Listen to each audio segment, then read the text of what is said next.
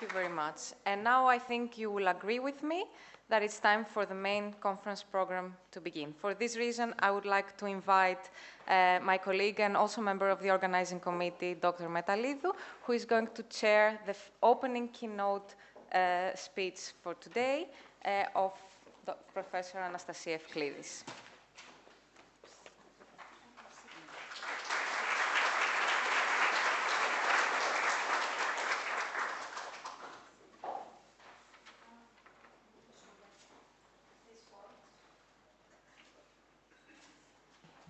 Okay. On behalf of the local organizing committee, I would like to welcome all of you in our university, in our city. I hope you will enjoy your stay here. I would like to present Anastasia Efklides. Anastasia Efklides is a full professor of experimental and cognitive psychology at School Psychology in the Aristotle University of Thessaloniki. She has also lectured at many universities and has been member of advisory board and evaluation committees. Her research interests involve cognitive processes, metacognition, motivation, and self-regulation. She is the co-editor and editor of 42 books and special issues and monographs in Greek and in English. Also, she is the author and co-author of more than 190 articles published in international and Greek journals and books. She was the supervisor of 14 PhD theses and member of the supervisory committee of many other theses. In fact, I had the privilege to be her first PhD student, and I'm grateful to that, and she's my mentor since then. She has an extended experience in editorial work. She was editor of Learning and Instruction, an associate editor of the European Psychologist and the European Journal of Psychological Assessment. She is now editor of the Hellenic Journal of Psychology, an associate editor of Metacognition and Learning, and is serving as member of the editorial board of various international journals in psychology and education. As Eleftheria said, she was also the coordinator of the early SYNC motivation and emotion and organized the SYNC conference in 1998 in Thessaloniki. She has also received a lot of prizes and awards, the award for outstanding career contribution for education of psychology, the Ovro Award for distinguished contribution to learning and instruction. She is one of the most active and highly motivated person I have ever met, and I know her, let's say, almost 30 years. Professor Efklides, is a great honor and pleasure to have you here with us, and I'm sure that we all enjoy her lecture on affect and metacognition, why their interactions are important for self-regulated learning.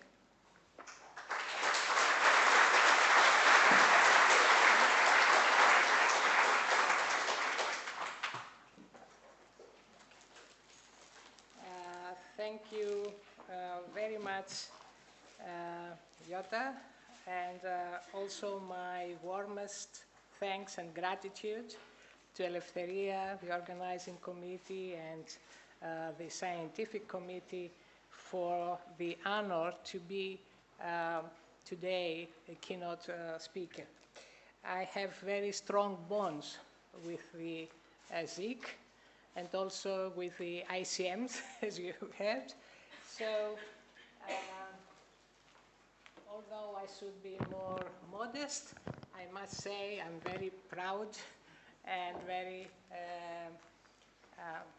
excited for having ICM for a second time in Thessaloniki. And I'm sure that my younger colleagues, they were, my spiritual children, and I know them very well. and I really know their capabilities. So I had no doubt that this is going to be a great success. And I'm sure at the end of the conference, you will agree with me that this is going to be so. Let me start with my presentation.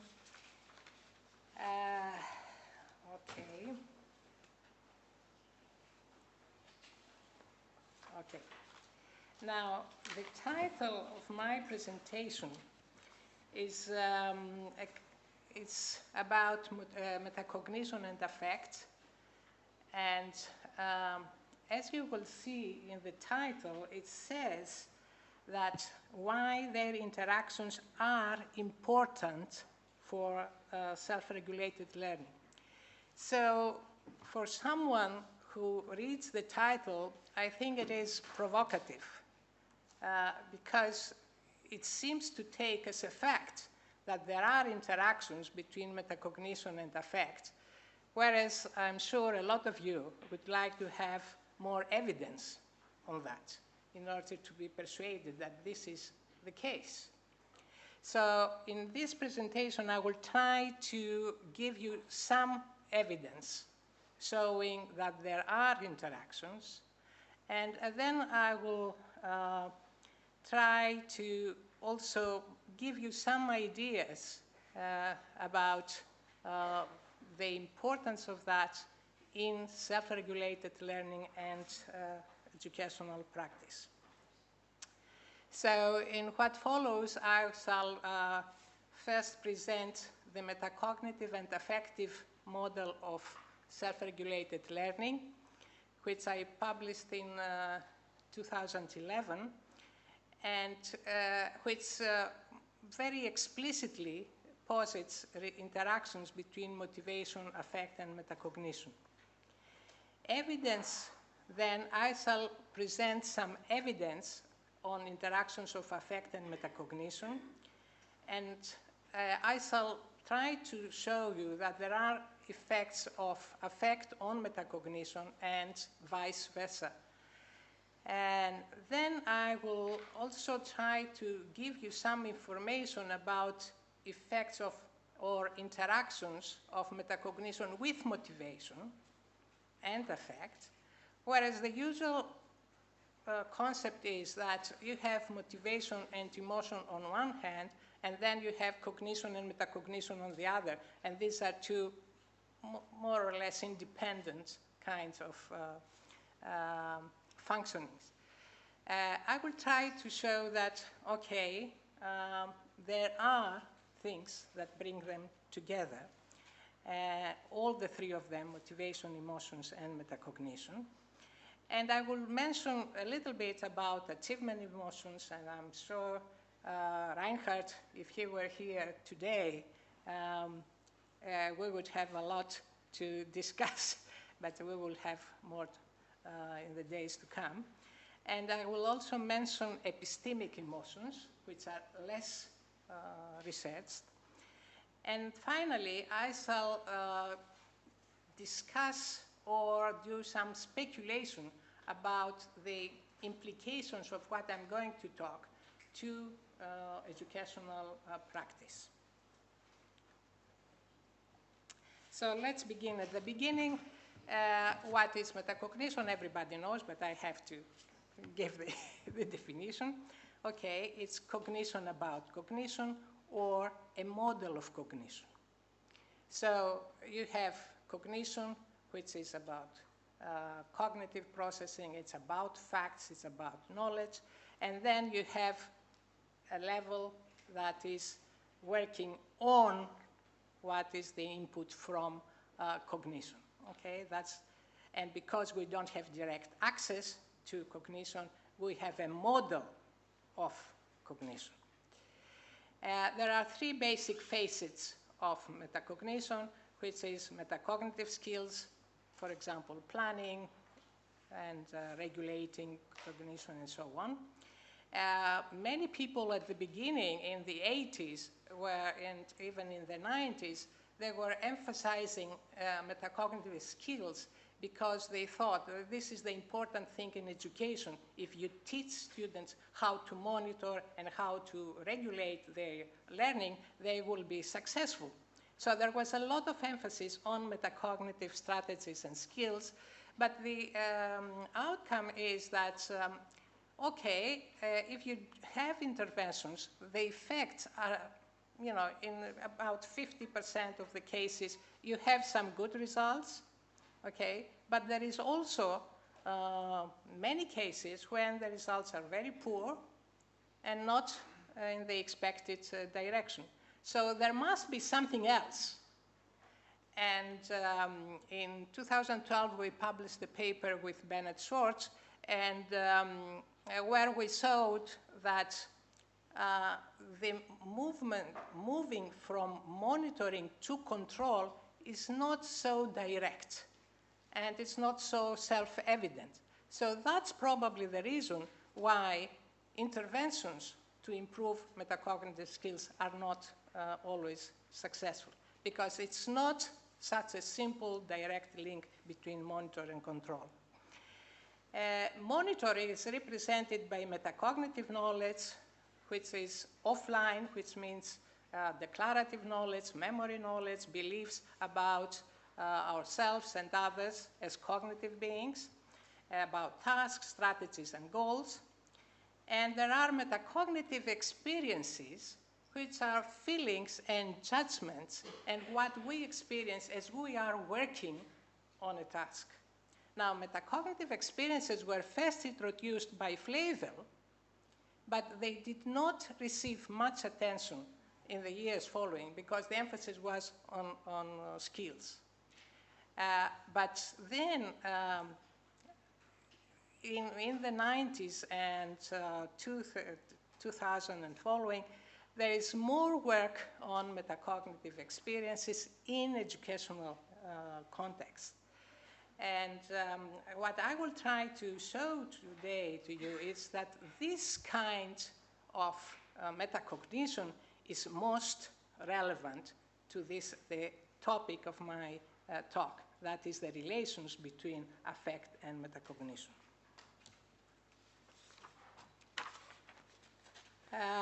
Affect now is a generic term denoting experiential states characterized by positive or negative valence, and it encompasses emotions, moods, feelings, self-esteem, attitudes, passions, and other affective states.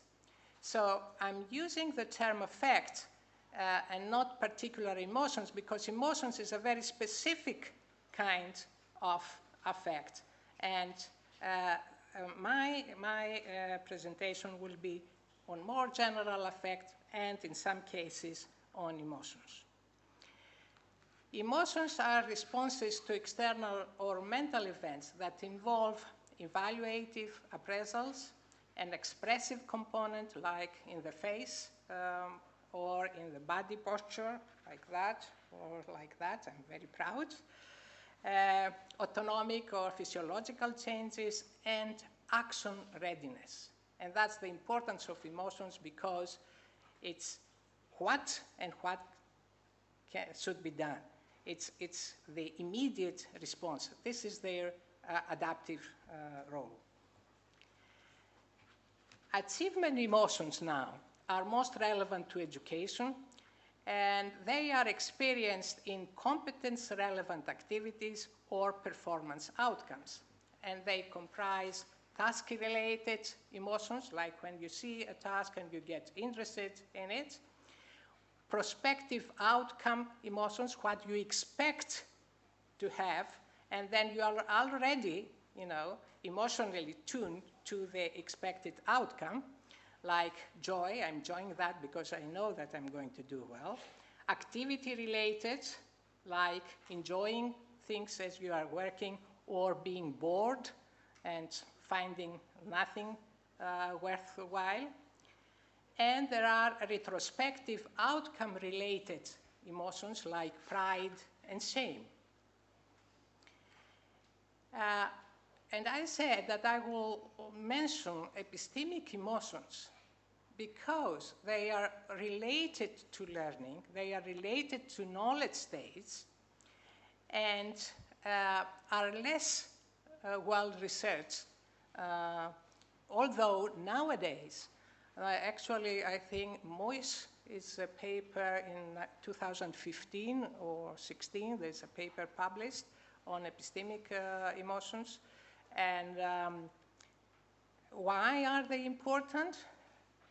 Well, because, at least for some people, if you talk about curiosity, curiosity is considered a strength and something that can help you search and find new information. So it is particularly relevant for education and learning. Surprise, of course it is relevant, because sometimes surprise is a reason to have an interruption and go back and think on things, why they happened, or why something unexpected happened. And there is confusion. Confusion has received very little attention, I must say. Now, what is at the background? It's a conflict of response, conflict between ideas or concepts, and you cannot proceed with processing, you cannot come to a final end. So this is not a pleasant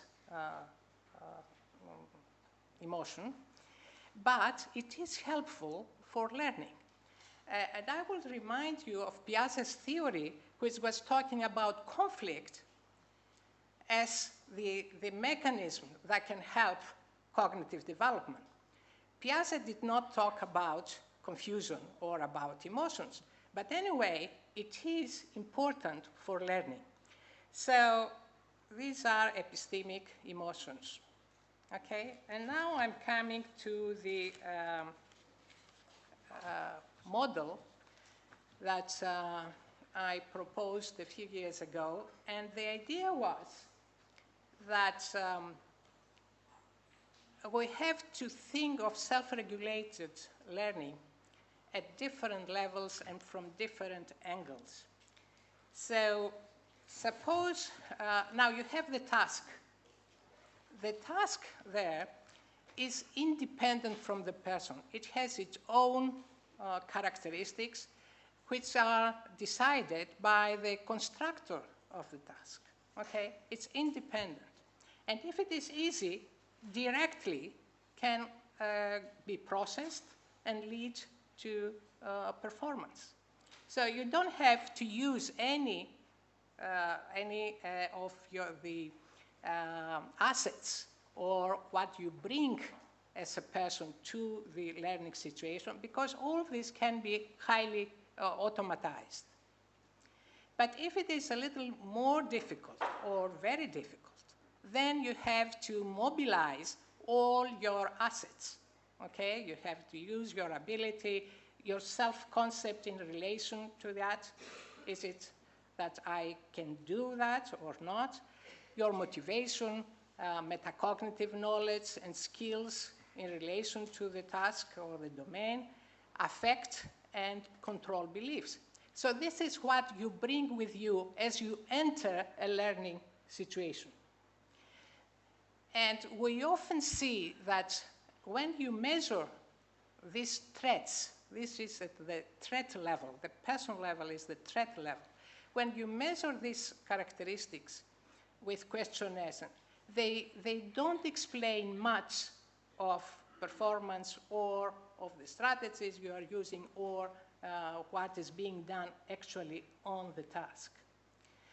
So it's quite different what you bring along and what you are doing as you are working on the task. Because as you are working on the task, then you realize if it is difficult or not, what kind of difficulties, if you have the strategies, and if you want to do it, okay, if it demands too much time, why should I spend too much time or too much effort on something I don't like?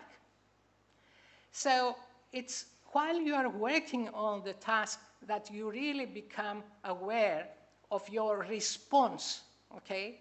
your response to the task and its demands. Now, on the left side, you will see that this is the task representation, monitor, control. This is the cognitive processing and the monitoring and control. The monitoring and control is related to metacognitive experiences and the metacognitive skills you use as you are working on the task. So this is the cognitive and metacognitive part of self-regulated learning. And then you see the affective part, which is the task-related, activity-related, outcome-related, emotions and affect. Again, you have monitoring and control, and you have the regulation of affect and effort. But, okay, what is important in this model, I think this is self-evident, what I said up to now. What is important here is that you see metacognition and affect, and this is the awareness level. This is the conscious awareness level. What we experience as we are working on a task is at the same time my thoughts and my feelings about the task and my emotions at that moment. So this is the conscious awareness level where you have both the metacognitive experiences and affective experiences. And the decisions you make about cognition are not informed only by metacognition, but by metacognition and affect. Because if you are interested, as you are working and you feel that it is interesting, you decide that you go on and you use strategies. But if your metacognitive feeling is that it is difficult, and you are bored, and you are not interested, then why should you use any strategy? You don't. So the decision to control cognitive processing depends both on metacognitive experiences and the affect you are having at that moment. So that was the main idea of this model. And what I will try to do then is give you some evidence about that. So, do affect, as the model says, and metacognition have something in common? Metacognition in the form of feelings, okay, arises from internal processes that inform us on features of cognitive processing, such as fluency, correctness of response, or error commission. There are feedback loops that monitor whether you are doing well, and fluency is important, is an important cue. Why? Because it says you can do it. And if things are fluent, it means that you are expecting a good outcome. But if things are not fluent, then you have to intervene. You have to do things in order to ensure that the processing will be successful. So fluency and disfluency are very important.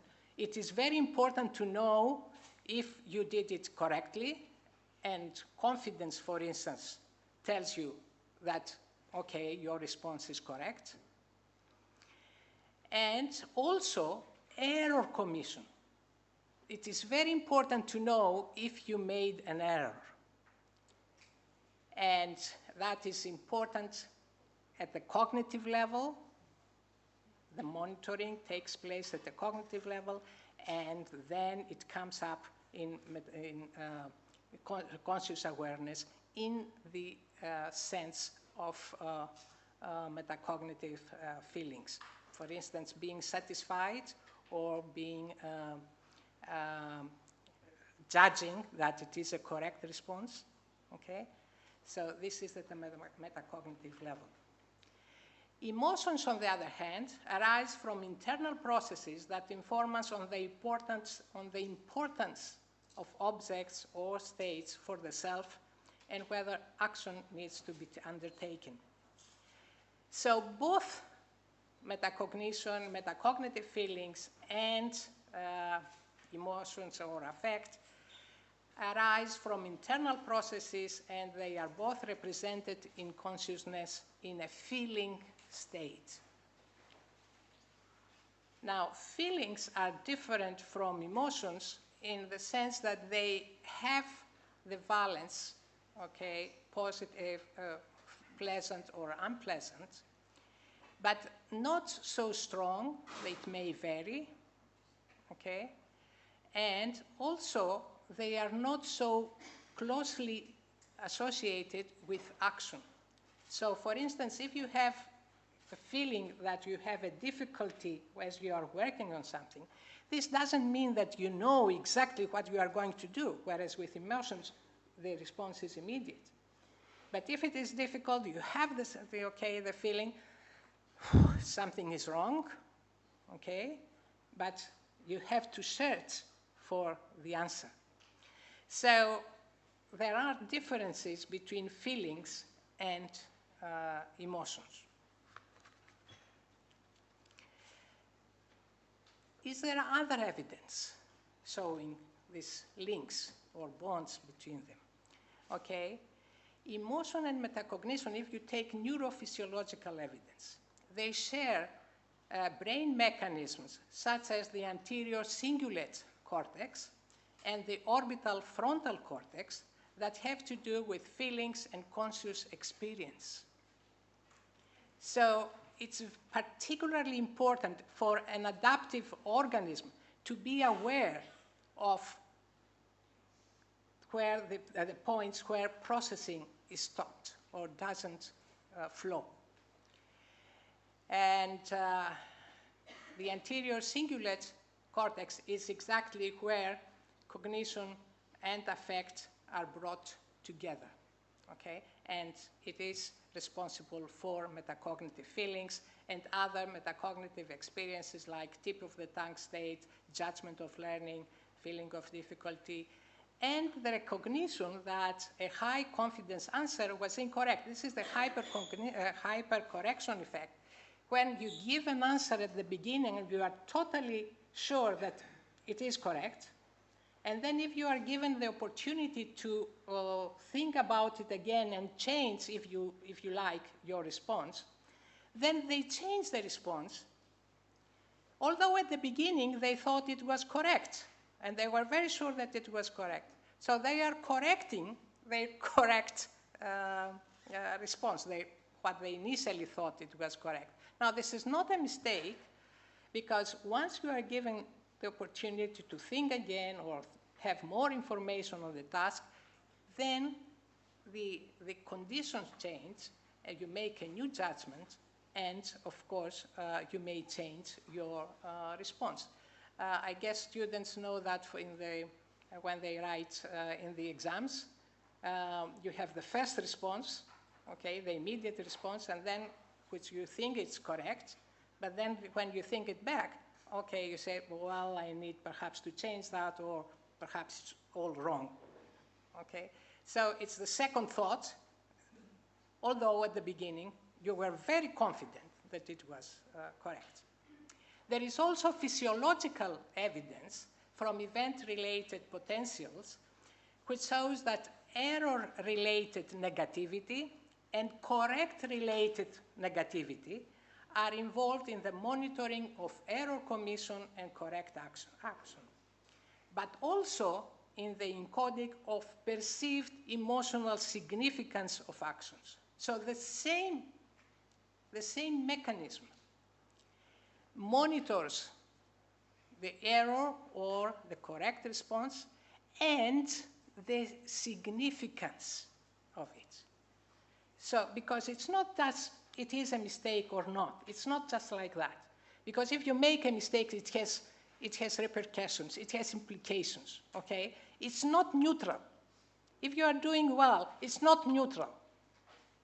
It is important for yourself. So there is an affective component, and so the same area is involved in the emotional response and in the metacognitive response. Now, let me give you some other evidence. At the cognitive level, cognitive processing, you have processing fluency or disfluency. And it is fluency and disfluency that affect both metacognition and emotions. Fluency, and we know that from myographs of the face, where they take very minute changes in the face muscles. Fluency is associated with positive affect, whereas disfluency with negative affect. Furthermore, fluency is a cue for metacognitive feelings, such as feeling of familiarity, because it's fluently, when you look someone and he's familiar. How do you know that? It's something you process very easily, immediately, and you attribute this fluency to a previous meeting of that. So feeling of familiarity and feeling of difficulty are exactly based on the monitoring of fluency. And also in other judgments, such as judgment of learning, how do you judge if you can learn something easily or not? Okay? You look at it, you give it a look, and if it has some concepts or if it looks like familiar, okay, you say, yes, I can do it. Fluency also contributes to emotions such as interest. However, changes of interest are influenced by both fluency and perceived difficulty. Interest means that it is something of importance, something that has value for me, but it also has some challenges. Otherwise, why should I work with something when I already know everything about it? So there has to be some kind of challenge there. And interest then is using the cue, fluency, as a cue, and also disfluency through feeling of difficulty in order to get involved.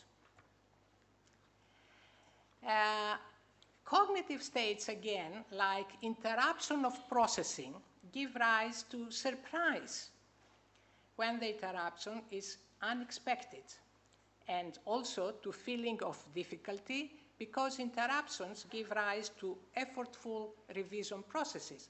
So there is disfluency, you have feeling of difficulty, but at the same time, why is that? Okay, you are surprised. Now, in a study we had with Alexandra Turutoglu, the correlation between the two was so high that I started doubting, what are we measuring there? Is it the same thing? But then we were able to dissociate, because surprise is at the beginning when you first see something unexpected, and then when it repeats itself, there is no more surprise, but difficulty, because you have to deal with the tasks as they go on, then difficulty remains at a high level. So there are different mechanisms behind each of it, but interruption is one of the cognitive states that affects both of them. Now, if you have insufficient knowledge on a topic of interest or inability to access knowledge, that has implications for emotions such as curiosity and also metacognitive feelings such as confident or tip of the tongue phenomenon, okay? I know it, but I can't have the answer right now. So at that, there is an association between those two. Where does it lie? To the fact that I need more information, and I have two different ways to do that. And in the case of conflict among knowledge states or response tendencies, you have confusion and also feeling of difficulty, as well as awareness of increased effort exertion. Now, this, what I've said up to now, is reasons or some of the mechanisms that are at the cognitive level. You remember the model. They are at the cognitive level, and they have effects on both metacognitive experiences and emotions. Okay? Now, once you become aware of your metacognitive experiences and your emotions, then you are influenced by this awareness. So you have effects of affect on metacognition and from metacognition on affect. Okay? We have to think of two different levels of functioning. One is the non-conscious and the other is the conscious level. So I talked about the non-conscious level. I'm going to talk now about the conscious level, okay? So suppose you enter a learning, your classroom in a negative mood.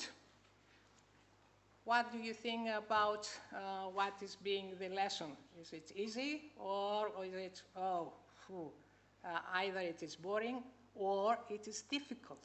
And when you are in negative mood, you feel things as more difficult than they actually are.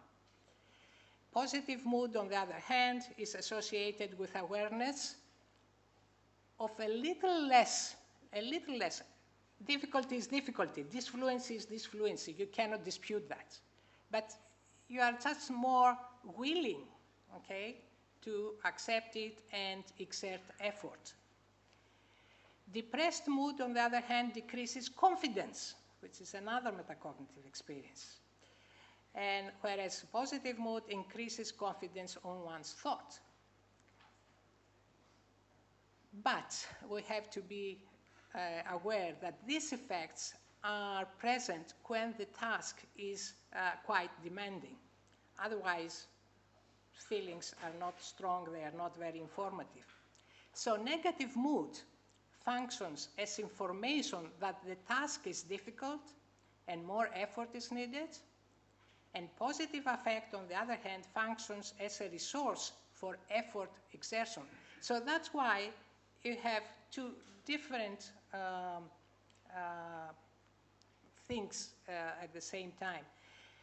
Positive mood, for instance, tells you that it is difficult, but it is something you can handle or is worth handle. And also gives you the resources needed to exert effort. So you need both metacognitive and affect, metacognitive experiences and affect. So are there other effects on metacognition? Stimulus emotionality. When we are reading a text about death or something that's very, very unhappy happens, we always think that we will remember that forever, which means that we are making a judgment, a metacognitive judgment about how well we are going to remember that, okay? And there is another effect which I want to stress to you, another phenomenon, which is called remembered utility. Now, this is a phenomenon first studied by Kahneman and Fredrickson and others. And it was like this. You have ice, and you ask the participant to put the hand in the ice for 15 seconds.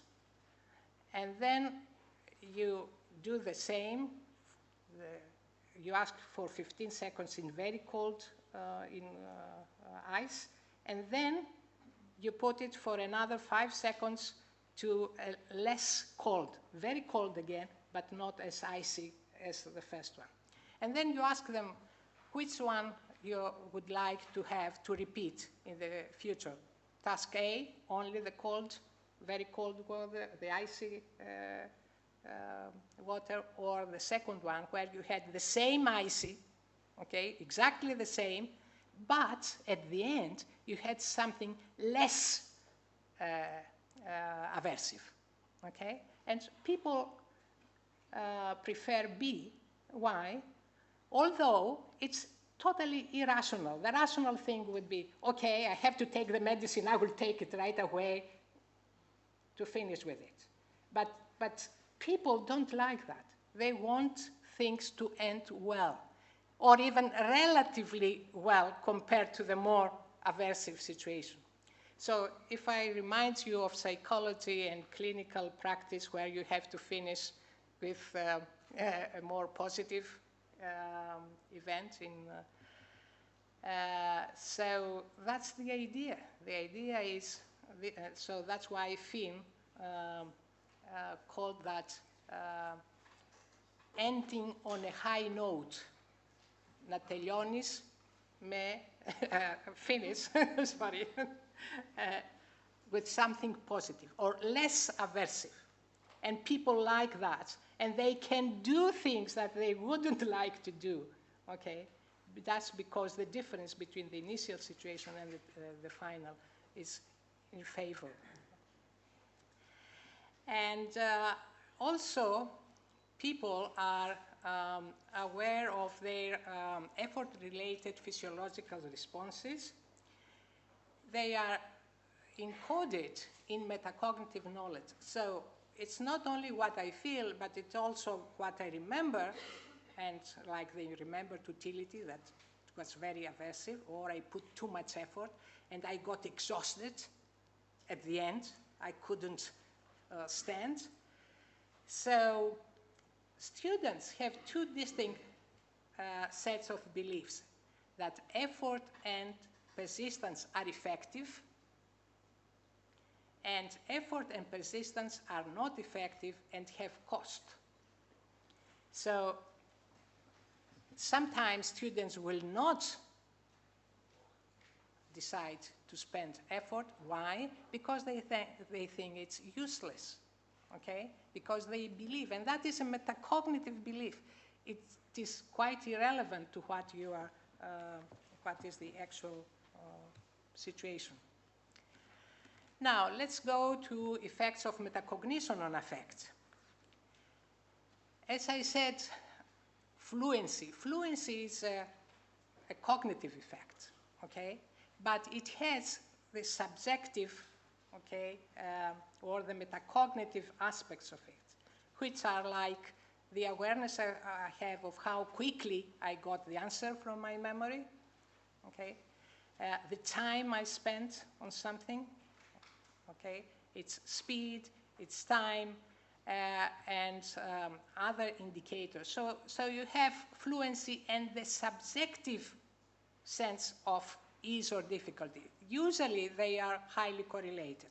I mean, we can understand that. But if you are intoxicated, for instance,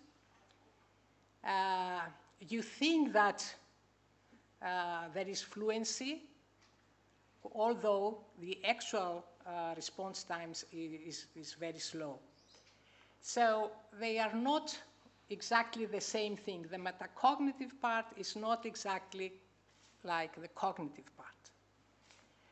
Now, why fluency is important, I already mentioned, but also objects that are easy to process and they are associated with fluency experiences are liked more. We like things that we can process more easily. And is this the case always? No. Suppose you are a student who wants to take the exams for the university and you want to do well. So you have studied very well and you want to be totally sure that you will not miss anything when you go to the exams. So what do? You go and find and look for more harder and harder problems in order to solve them and in order to see that you can do it and you learn from it, so that there is no way that you can miss something. So difficulty is desired. It's not something that tells you to leave it aside, but it is something we are looking for, okay? So this is called the instrumentality heuristic, and it's very important why some students will continue working on difficult tasks and they will ask for even more difficult, whereas others, they will just stop at the beginning, okay? Now, there are also effects of metacognition on self-concept. Confidence along with experiences of mastery, are like feeling of improvement or the progress made, which are metacognitive monitoring, okay? Fluency, ease of learning, or overcoming of obstacles and experience difficulty, as well as awareness of effort, are critical for self-efficacy beliefs. Feeling of difficulty, estimate of effort, and confidence are influenced by self-concept and also are getting feedback from metacognitive experiences. So there is a bidirectional relation between self-concept and metacognitive experiences. And also the ease or difficulty of the problem is encoded in metacognitive knowledge, which is used also for the self, and it is related to self-concept. Now, what about motivation? Are there relations between metacognition, motivation, and affects? Okay. The expectancy value motivation can function at a personal level based on previous encounters with tasks or during task processing. It's not something that you bring along, okay, what you believe is worth working on or not, but you may change your mind as you are working on a task. Where do you get that information? That it isn't worthwhile trying anymore? From your metacognitive experiences, because if your difficulty is too high, or if the effort you are putting is too high, or if you spend too much time on something, then it's not worth it. So your motivation changes as you are working on the task based on the information you get from metacognitive experiences.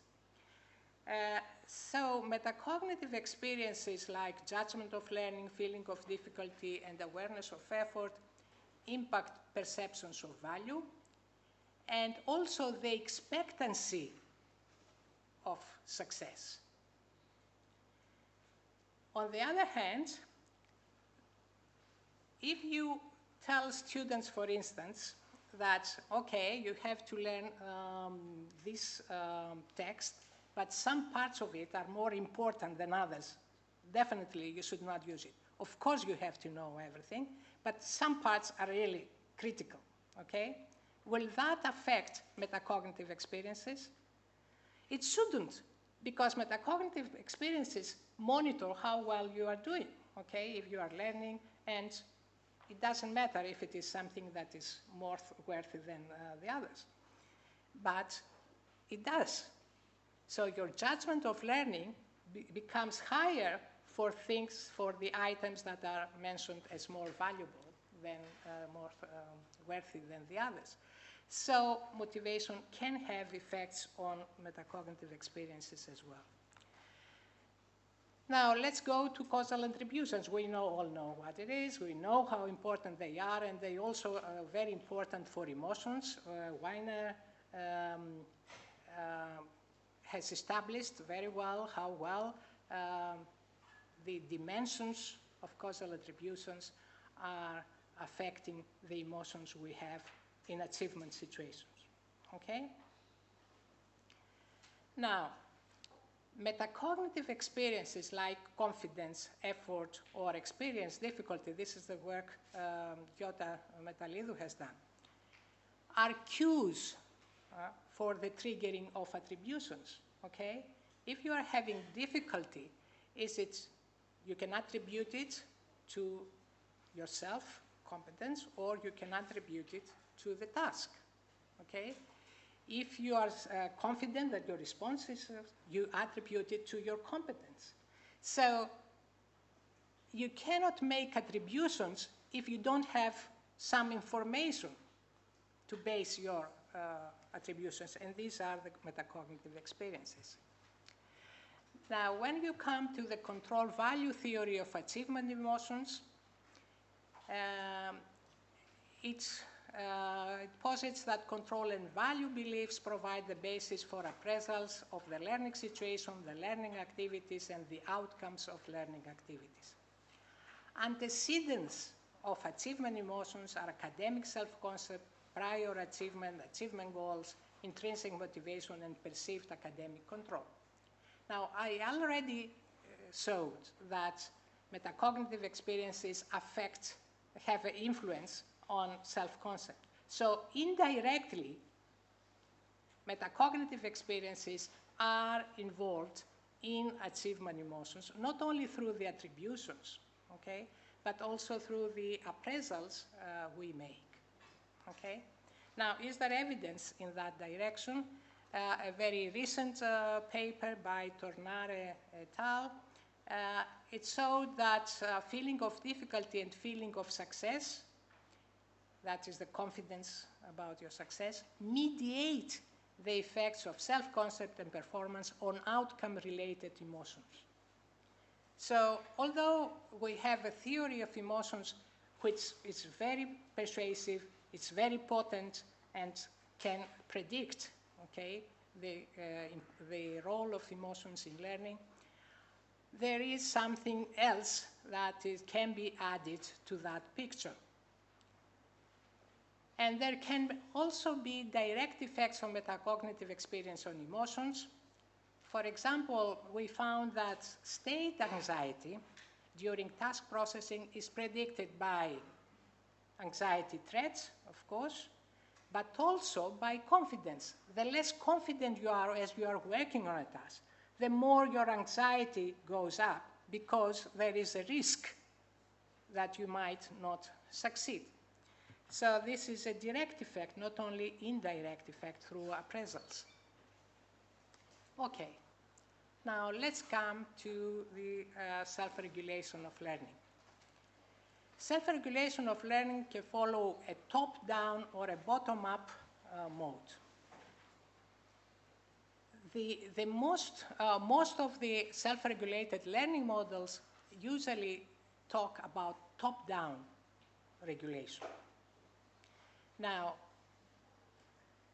we already said that, okay, your motivation can even affect your metacognitive experiences in a top-down mode. But as you are working on it, and you are feeling that something is wrong or something is going much better than you expected and so on, then the mode of regulation changes and it becomes bottom-up. So if you spend too much time on a task, okay, that is an indication that the task is difficult, okay? So you have to deal with that. So the mode of regulation is changing, top-down, bottom-up. And many people don't really start with a top-down. They rely heavily on bottom-up information or feedback they get. Okay. Now, I don't have evidence to present you, but I have some thoughts that might be useful. For example, we all know that emotion regulation is very important, okay? We all agree. But we think that this is part of the emotion or the affective loop, okay? Emotion and regulation of emotions, that is it there, okay? Which are the models? The most well-known is Gross's model, where regulation can target the selection of the situation in which an emotion is experienced, right? You don't get involved in situations where you had negative emotions or negative feelings. I talked about the remembered utility effect. What does it say? It says exactly that we remember, okay, the difficulty we had, we remember the negative effect we had, or how the emotions or the feelings changed throughout the task, and that affects our decision which situation to choose in the future. Another way to regulate emotions is the change of a situation that gives rise to an emotion, okay? Problem-solving, coping, help-seeking, and planning are effective strategies. We all agree with that. But then the question is, how do you decide which is the best strategy to follow when you are learning something? Do we always use one strategy, or we decide and alternate between different strategies? And how do we do that? It's my assumption that that depends very much on your metacognitive feelings and probably metacognitive knowledge, okay? So again, there should be, I don't know if they are, I've looked in the data, in the bibliographical basis. I haven't been very fortunate. I haven't seen much research on that, or any research on that anyway. But I think it's very important, because it's not just that, okay, feelings are important. Yes, and then what we are doing. The deployment of attention, okay? This is another way to regulate your emotions. Suppose you are bored. You are listening to this presentation and you are bored, okay? What do? You start thinking about other things which are more relevant to your concerns, right? So if you are in a negative mood, your mind wanders. Mind wandering, okay, the experience of mind wandering is metacognitive experience, that your mind is going to other directions. So either you have to use to control your thinking, or you use mind wandering as a strategy to avoid the negative feeling of boredom, okay? Another strategy is the change of appraisals, okay? Changing of attributions about the experienced difficulty, for instance, can change the emotions felt. Suppose you have some difficulty when you are working on a task and you attribute it to yourself. I'm not good at it. I don't understand it. I cannot do it. So you are getting depressed, right? But if you say, well, this is a difficult task, you cannot do it anyway, you need help for that, or you need to go gradually and so on, then the difficulty is a property of the task.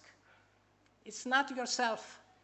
So it can be a challenging thing, it can be an interesting thing, it can be totally different response if it is a property of the task. And the change of emotion response. Now, there are two main strategies there. One is when you block the response, okay? I will not show my emotion. I was trying to think, are there any metacognitive experiences involved there? I'm not sure. Probably meta-emotional knowledge, probably, but not metacognitive experiences. But there is also the up or down regulation of affect, okay? Where you, for instance, you are very excited, and you know that you shouldn't be excited because you have to be calm and process things very, very, systematically. So you have to down-regulate your,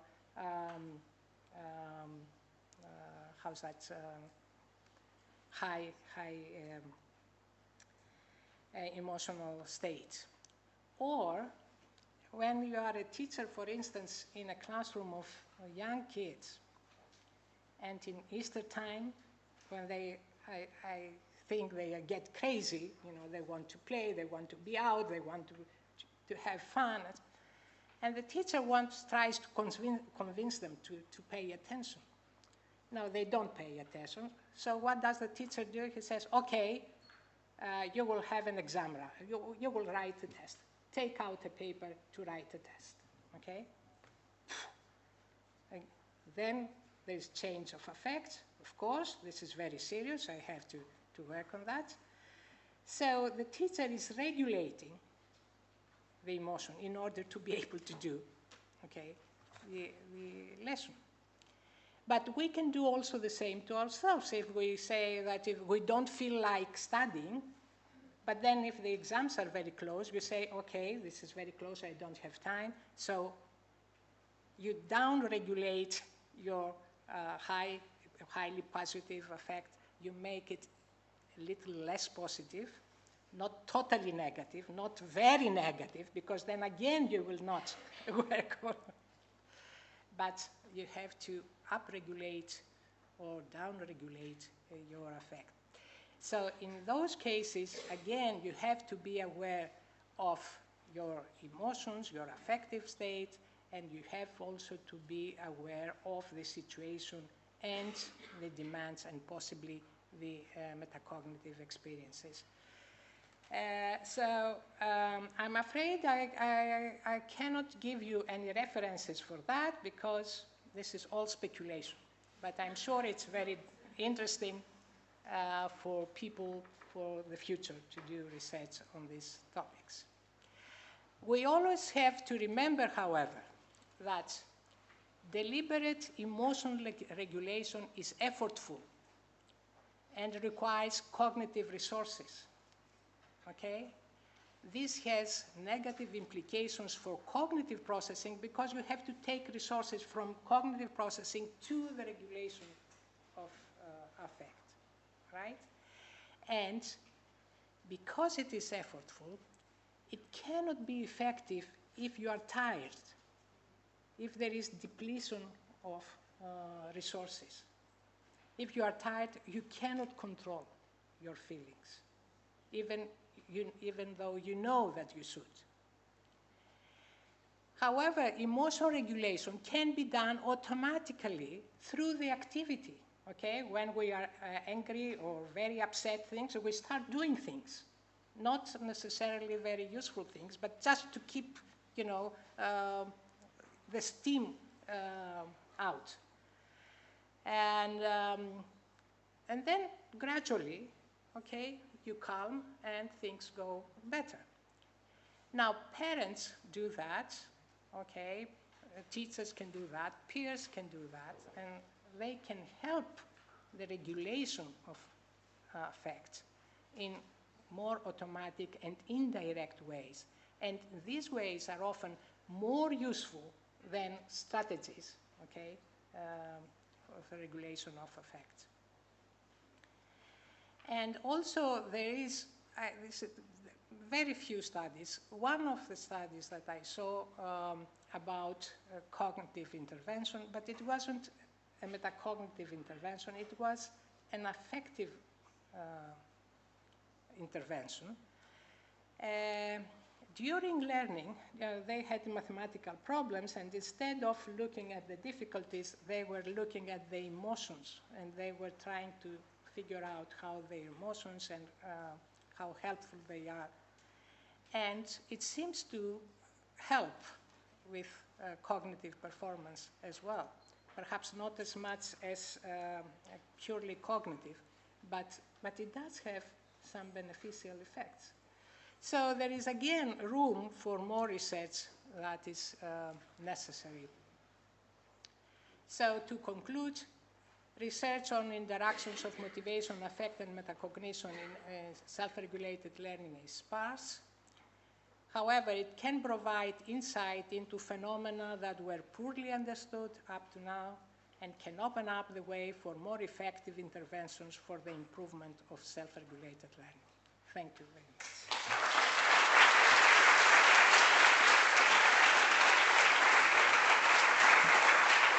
Thank you very much for your inspiring talk. I don't know if we have time for one or two, Eleftheria, one or two questions. Otherwise, you're not going to catch the lunch. Okay. Perhaps one, Monique. Yeah. Thank you very much, Anastasia, for the talk about before. But I have a question for you.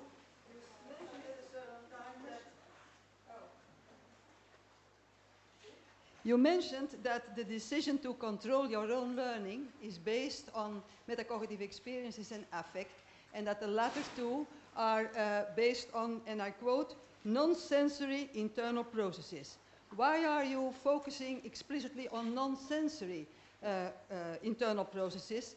Wouldn't you say that, for example, a student who has the experience of disfluency, and disfluency, you said, is a cue for not getting involved, that person might be helped by sensory experiences, for example, peers, who are also experiencing disfluency, but nevertheless keep putting in effort. Why are you focusing explicitly on non-sensory experiences? Well, my approach here was totally on the individual, and what I wanted to say is that we have to look at this, the non-conscious and conscious level. They are both important, and sometimes what we experience at the conscious level, because it involves attributions, right? The feelings, the metacognitive feelings already have some kind of attribution there. So it might be that they are wrong, okay? So there are things that can be done at the non-conscious level at an immediate monitoring and control that we are not aware of.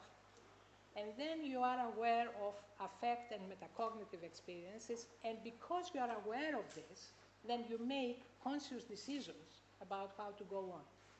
Now, if you are in a group, working in a group, for instance, is it just you, or is it the affect of the group that is important? Because you might feel very comfortable with the task, but the rest of the group says that this is not worth it, it's not interesting, and so on.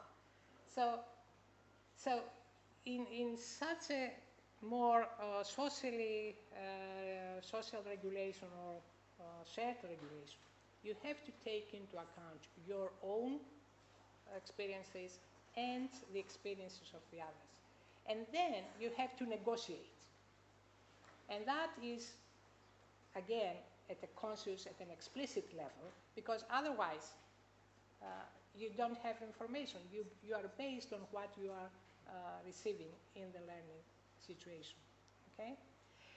And as I said, in the case of classroom learning, for instance, the teachers often understand much more about the students' feelings than the students themselves. Because the students are, particularly the younger students, they cannot easily differentiate difficulty from effort, or from liking, or from other things that I want to do. So it's often the teacher or the more experienced person who will regulate or give direction to their feelings so that they can be constructive for learning. So I was talking about the individual, but it's not only the individual, it's always in a broader context.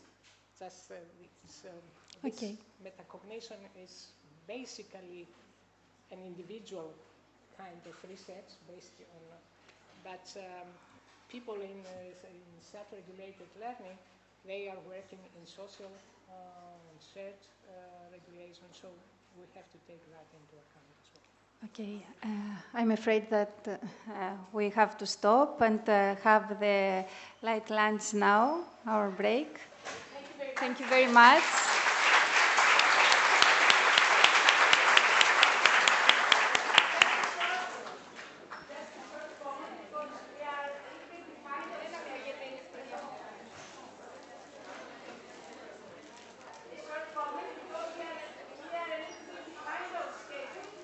I would like to ask you first, of course, to enjoy your lunch and then going back to the conference halls in order to assure the conference flow, okay?